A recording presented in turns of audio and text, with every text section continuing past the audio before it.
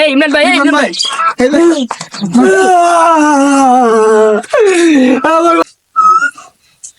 মা আসিয়া তাড়াতাড়ি আইরে মা, তোরে স্কুলে দিয়া কাজে যাইতে হবে।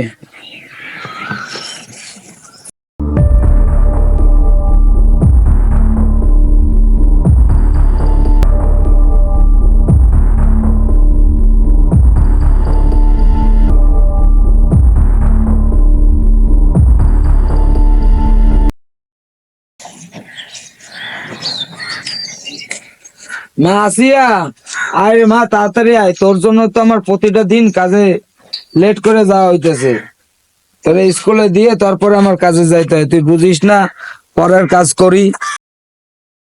আব্বু, যে প্রত্যেকদিন লেট হয়ে যায় তাহলে আমাকে দিয়ে আসা লাগবে না, আমি তো বড় হয়ে গেছি। আচ্ছা আম্মু, তাহলে কালকে থেকে তুমি একলা চলে যাও স্কুলে, আমি কাজ শেষে তোমাকে স্কুল থেকে নিয়ে আসবো। এই তো সুযোগ, কালকে থেকে আর বাপ আর স্কুলে নিয়ে যাবে না।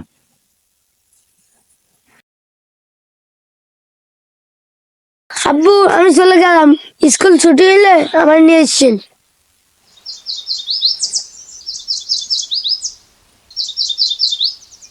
এই বাবু, এই এদিকে আসো, শোনো তো। আঙ্কেল, আপনি কি আমাকে ডাকছেন? তোমারই তো ডাকছি, এদিকে তুমি ছাড়া কি আর কেউ আছে? এখানে বসো। না না আঙ্কেল, আমার দেরি হয়ে যাচ্ছে। সমস্যা নাই, 2 মিনিট বসো। তুমি আমার আঙ্কেল বলতেছো কেন? আমি তোমার ভাইয়ের মতো। আপনি কি আমি ভাই বলবো? আপনি তো আঙ্কেল না নিজে। সমস্যা নাই, তুমি আমার ভাইয়া বলেই ডাকো। কেন এটা নাও, ওটা তোমার জন্য না, না। লিখেছিলাম। নাও, সমস্যা নেই, নাও নাও। তোর নাম কি? আমার নাম আসিয়া। তুমি মাদ্রাসায় পড়ো না স্কুলে? স্কুলে। ও, কোন ক্লাসে? আঙ্কেল, আমার দেরি হয়ে যাচ্ছে, আমি চলে যাই। আচ্ছা, যাও তাহলে।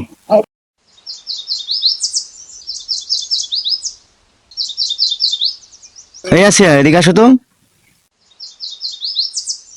আরে ভাই, আপনি এখানে? আরে আমি তো তোমার জন্যই দাঁড়ায় রয়েছি। কেন ভাই, আপনি আমার জন্য দাঁড়াই দিয়েছেন কেন? ওই শুনলাম যে তুমি স্কুলে পড়ো, এই কারণে তোমার জন্য দাঁড়ায় রয়েছি, যে তোমার কখন স্কুল ছুটি হয়। তোমার বাসা থেকে কেউ নিতে আসে না তোমার স্কুলে? না।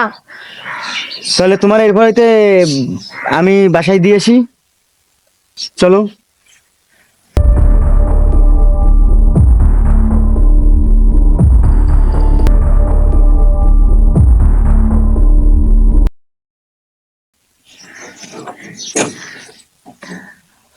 হ্যাঁ আসিয়া, এদিকে আসো। কই যাচ্ছ তুমি? বাসে যাচ্ছি। আজকে বাসায় যাওয়া লাগবে না, চলো এক জায়গায় ঘুরে আসি। আচ্ছা।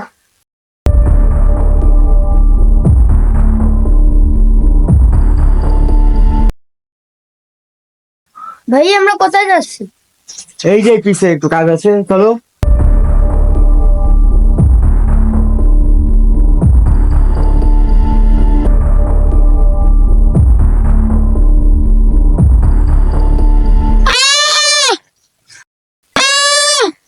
কি একটা শব্দ,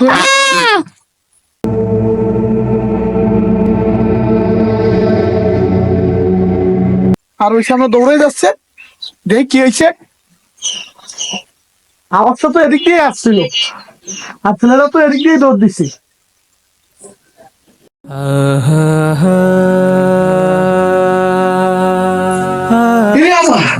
এই বাচ্চাটার কি অবস্থা করছে? আল্লাহ রে, কি অবস্থা বাচ্চাটা।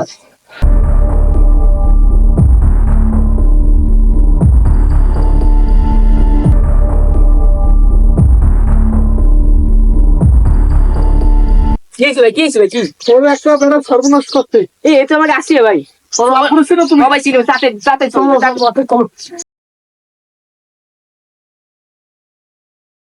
5টা বাজে গেল, 4টার সময় স্কুল ছাড়া মাইয়া এখন পর্যন্ত এলো না রে। এই ইমরান ভাই, ইমরান ভাই, আমার ভাইয়ের কি হইলো রে? ও রে আসিয়া রে, ও আসিয়া, তোর কি হইলো রে মা? আমি যাইতে একটু লেট করলাম, বুঝলেছি কি হইলো? ওরে মা, আমার এই মাইয়ের কি হইলো রে? আমি এর বিচার চাই। আমার সন্তানের কি হয়েছে, আমি এর বিচার চাই। আমি মেম্বারের কাছে যাবো, আমার মেয়ের বিচার চাই আমি। ওরে আসিয়া রে, ওরে আসিয়া, কিরকম আমরাও যাই ওই ভাইয়ের সাথে। আমি বিচার চাই। মেম্বার সাহেব, ও মেম্বার সাহেব, মেম্বার সাহেব কোথায়? ও মেম্বার সাহেব, মেম্বার সাহেব আমার ভাই আর নাই, মেম্বার সাহেব, কি হয়েছে ইমরান? মেম্বার সাহেব আমার ভাই আর নাই, মেম্বার সাহেব, কি হয়েছে তোমার মেয়ের, কি হয়েছে? মেম্বার সাহেব আমার এই বাচ্চাকে যে সর্বনাশ করে হত্যা করছে, আমি তার বিচার চাই, আমি এর সঠিক বিচার চাই মেম্বার সাহেব। একটু মেরে সর্বনাশ করছে, কোন জানানোর অবস্থায় কাজ করছে? এ তোমার ছেলে নাকি? মেম্বার সাহেব চিনি তো না, কিন্তু আমি একটা ছেলেরে দেখছি ওই নিয়ে ঘোরাঘুরি করতে, এই যে সিকনা কইরা আপনার। ঠিক না করে হ্যাঁ ভাই। খয়রি কালার ড্রেস পরেছে। হ্যাঁ। আমি ওই ছেলের ওই ভাঙা বিল্ডিং দিয়ে বাইরে হইতে দেখছি। এবার বাসা শোনো তোমরা, হ্যাঁ মেম্বার সাহেব আমি চিনি। জামাটা এখন ধরে নিয়ে আসো ওদের। আচ্ছা ঠিক আছে, হ্যাঁ ভাই চিনি, চলো। চলো, তুমি চিন্তা করো না ভাই, সঠিক বিচার আমি করে দেবো।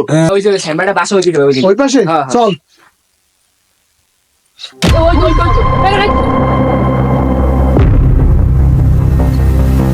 এই সেই জানোয়ার ডাক, ওরে মার, ওর মেম্বার কাছে নিয়ে চলো, মেম্বার মেম্বারের কাছে গেছিল। চল এই পরে একটা উপযুক্ত শাস্তি করি।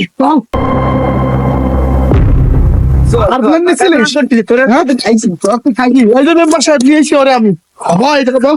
এই সেই জানোয়ার, এ ওই মেশে তুই কি করছিস? মেম্বার সাহেব আমি কিচ্ছু করি না মেম্বার সাহেব, ওরা মানে একদম খালি খালি ধরে নিয়ে আইছে। মেম্বার সাহেব আমি ওরা নিজ চোখে দেখছি, ওই ভাঙা বিল্ডিং থেকে ও বাইরে আইছে, ওরা কটা মার দিতে হবে, তারপর ও সব সত্যি কথা কবে। না, মার দে কই, মার দে, মার দে, মার দে, মার দে। এবার কহ, এবার সত্যি, কহ, একদম সত্যি কথা বলি। মেম্বার সাহেব আমি ভুল করে ফেলেছি।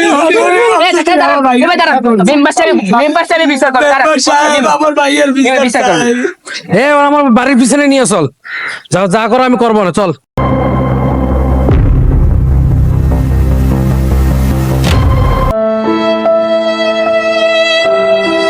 ইমরান ওর কোন শাস্তি দিলে তো খুশি হইস বল? মেম্বার সাহেব কোরআনে যে শাস্তির কথা লেখা আছে জেনাকারীর জন্য, সেই শাস্তি দিলে আমি খুশি হই। ওই শাস্তি ওরা দেওয়া হবে। না মেম্বার সাহেব এবার আমাদের মাফ করে দেন মেম্বার সাহেব। ওর কোনো মাপ নাই, হ্যাঁ ওরা শাস্তি দেয়। এবার আমাদের মাফ করে দেন। A member,